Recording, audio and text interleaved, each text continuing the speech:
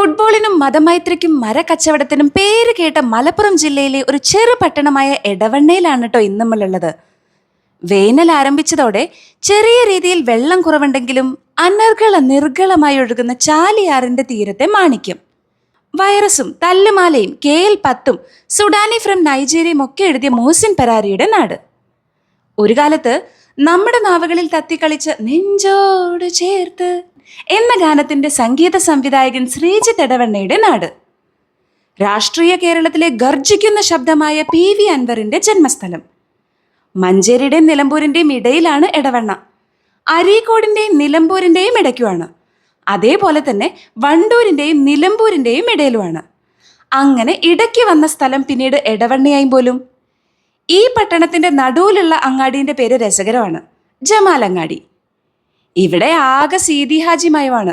Seethi Haji stadium, Seethi Haji higher secondary school, Seethi Haji പാലം, അങ്ങനെ. അദ്ദേഹത്തിന്റെ മകനായ PK ബഷീറും രാഷ്ട്രീയ രംഗത്ത് ശോഭിച്ചു നിൽക്കുന്നു.